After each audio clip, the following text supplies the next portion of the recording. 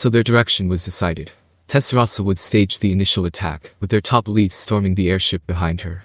100 Diablo chevaliers would blockade the Emperor's airship as Benimaru, Xian, Zoe, and the others performed the raid. 3 Devil Lords and 4 Demon Peers would also be heading into battle. Varen, Ajera, Esprit, Zonda, you should be thankful you were chosen, said Carrera, but she was likely the happiest out of all of them. Kahahaha. Well, good luck to you all.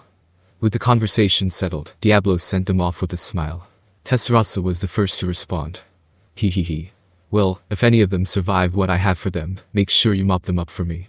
Can't have any of those filthy beasts escaping. Tensura turned to her servant demons, ordering them to serve as her pack of hunting dogs. They didn't need to be told to, but nobody voiced that complaint. Besides, they weren't sure whether anyone could survive against her right now. Once the order was made, Tensura quickly set off, turning her attention toward her prey. Benimaru and the others followed suit and took flight, with Varen and his kind coming right behind them.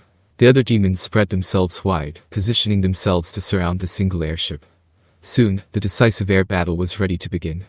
Before they got started, however, a thought occurred to Ultima. So what are you up to, anyway, Diablo? Asked Ultima. Carrera turned toward Diablo, curious. He looked a little surprised, but then smiled serenely at the duo. As I intimated to you, I have an important role to play. That smile made them increasingly suspicious. You said something about a rat, Carrera added. Who is it? That's nothing you need to know. Whoa, hang on, Diablo. It's not a good idea to keep secrets, don't you think? Yeah, agreed Ultima. Sir Rimuru always talks about how important it is to share information. Diablo had no other choice. I have the noble mission of watching over the glorious Sir Rimuru in combat. It is a vital role to take, and I cannot leave it to any of you. It was an outrageous thing to say, and he shamelessly came out with it.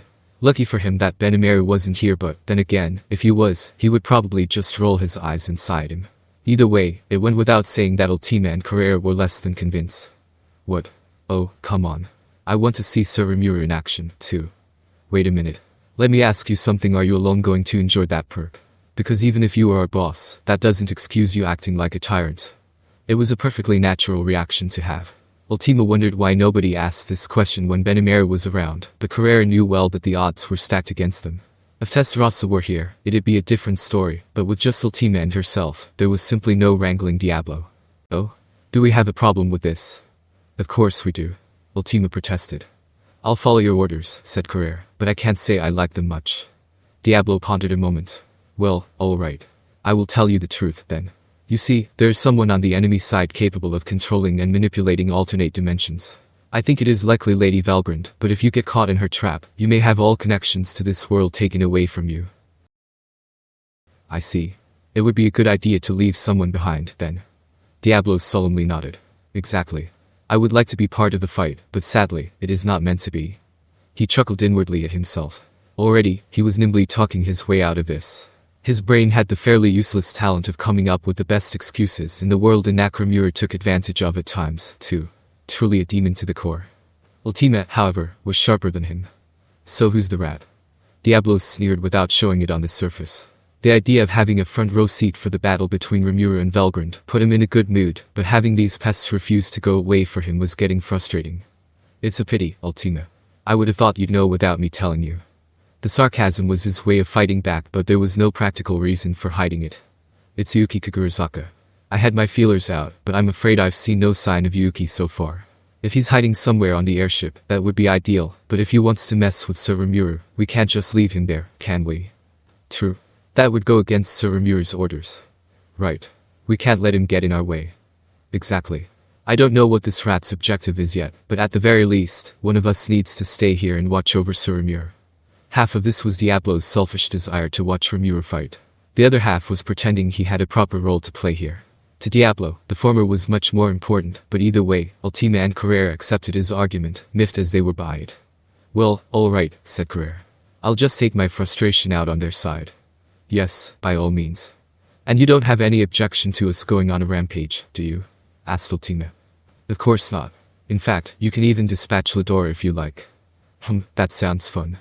We'll take you up on it, then. Totally. Okay, I'm gonna go work out some of my frustrations on those guys. Diablo nodded vigorously. If that was all it took to convince them, it was a small price to pay.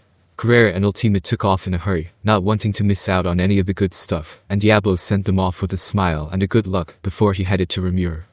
There, after everyone went away, Lapis was alone with his thoughts. Nobody even cares about me, huh? Being left behind like this made him feel a little sorry for himself. Well, I guess I'll go help out Lady Kaguli, then. Reporting on his plans to no one in particular, Lapis went on his way. And then, before anyone knew it, things began changing. The monsters were resonating with Rimuru's anger, using it to evolve themselves. Before anyone knew it, the situation had moved on. At a tremendous rate, they fully rebuilt their bodies, acquiring new abilities, all of which, via the skill food chain, added to Rimuru's own power stores without him even realizing it. It happened with Geld, who was awake and responsive again, and it was happening with all the eerie and unexpected evolutions seen among the monsters. Others, still asleep, would follow in their footsteps. And this was about more than just awakenings and evolutions. Everything was managed with top efficiency, becoming a major factor in boosting Rimuru's power. It would be more effective, more practical, and in time, Rimuru's full force would be released, surpassing limits that no one was even aware of yet. Several men stood at the bow of the Emperor's flagship. Ludora was up front, with Kondo and Damrata behind him on either side. They were guarded by 4 knights in a square formation around them, ranked from 3rd to 6th in the Imperial Order. Marco was also behind Kondo, along with the remaining single digits. Vulgrin would always be found seated to the right of Ludora. This last replication of hers was put in place to protect Ludora if anything should happen, but she needed to focus on the battle with Rimuru, so right now she was leaning against Ludora in her seat, limp and unconscious. Ludora, who was gently stroking Vulgrin's blue hair, noticed the demon lord Rimuru begin to take action. He is something else entirely now, the Emperor muttered in disgust. That was my error of judgment. Perhaps it was the slime who we needed to deal with first. It was, in essence, the Emperor admitting that the battle wasn't so finished after all. Until just a little earlier, the whole airship was in a party mood after capturing Veldora. Now, there wasn't a trace of that. They saw that Rimuru and his force were their enemies, the Demon Lord was back, and so were all of his highest magic board. At this point though, they still had time to act. I suppose I underestimated his ability to escape from the Phantom Fortress. Having their master and main power source taken away must have made them desperate to return. Ludora smiled at this, but given how Rimuru completely neutralized Kondo's attack, even he couldn't be too optimistic. Most urgently of all, Rimuru now had an army of demons with him. Such a quantity of incarnated greater demons was a handful in itself, but he was boosting all of their powers further. Ludora had no idea why he would do that, and that was exactly why he needed to be wary. You didn't cut any corners, did you, Tensura? Of course not. Neither removal nor a necrosis bullet worked on him. It appears defeating him will require a serious fight. Seeing the Demon Lord Rimuru like this made Kondo wonder if he had failed somehow as well. As Ludora said, it was clear he was an extremely dangerous opponent. He had given priority to capturing Veldora, but that turned out to be a mistake. They should have attacked both at the same time, not one or the other. But that conclusion had come too late. Things were on the move. They knew that the Demon Lord Rimuru was no one to take lightly, hence why they used an assortment of tricks to ensnare him, so they could more fully address him later. They decided that once Veldora, Rimuru's main supporter, was taken away, the Demon Lord would naturally be in a mood to give in to them. Now. However, Kondo's decision had clearly backfired on him. Just as losing Rimuru would incite fury in Veldora, losing Veldora would cause the exact same reaction in Rimuru. Kondo, realizing early on that the Demon Lord's ire was pointed straight at them, tried to finish him off before anything else happened. He fired both a removal and a necrosis bullet at him. That combination was the most powerful tool at his disposal if a judgment bullet wasn't available. But the results didn't even scratch Rimuru, much less impede him at all. The idea that this Demon Lord would be rendered helpless after being deprived of his power source now seemed incredibly foolish. What they should have pictured instead was an enraged tyrant spreading his wrath worldwide after the loss of his ally. No, Kondo wasn't cutting corners, he needed to seriously engage him, or else they were all doomed. Well, if you think so, these 4 knights will not be enough. Let's test out Veldora now that we have him and see how he fares. Ludora didn't need Kondo to spell out how much of a threat Rimuru was. He had him do it anyway, so everyone else on the bow here would be on the same page as him. The single digits were extremely talented people. Reminding them of the threat the enemy posed would serve as a warning not to let up too early. Rimuru was a threat, yes, but as long as they kept their guard up, he could be dealt with. But Ludora didn't want to lose any of the manpower he had gathered here. The game's climax was coming up, and he wanted to be extremely cautious. Ideally, he would defeat Guy without losing a single person. Situationally speaking, their victory was all but imminent. The Empire had just gained a huge advantage in capturing Veldora, bringing Ludora just one step away from ending this long-running struggle. Making a mistake here would be inexcusable. That was why, out of an abundance of caution, Ludora decided to pit Veldora against Rimuru. If he had Velgrin support him, there was no way anything could go wrong. Kondo and his team, meanwhile, could be entrusted to handle Rimuru's remaining forces. That didn't seem to be any problem. If possible, Ludora had wanted to recruit Rimuru for his side, but now that it had come to this, he had no choice but to exterminate him. Veldora was their main objective, and now that they had him, having the Demon Lord derail their plans was unthinkable.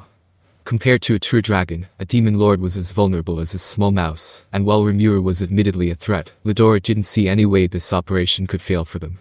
A true dragon is the strongest creature in the world, and if they had two on their side, Rimuru's defeat seemed inevitable in their minds. But Ludora's mind wasn't completely free of concern. Back there, why did Veldora stop resisting my thrall over him? That was the only nagging issue. Given enough time, Ludora was bound to fully take him over either way. Perhaps Veldora gave up the fight because he realized this. But to Ludora, that didn't seem like the only reason. Through Regalia Dominion, he had received personal insight into Veldora's rage. He could tell the dragon wasn't the sort who'd resign himself to his fate so easily. Doubts began swirling in his mind. Perhaps he was trying to protect something more important than himself. And if so, what could it be? Ridiculous. Ludora shook his head, denying the idea out of hand. The mere thought that Veldora had put the demon lord Rimuru ahead of himself seemed impossible to accept.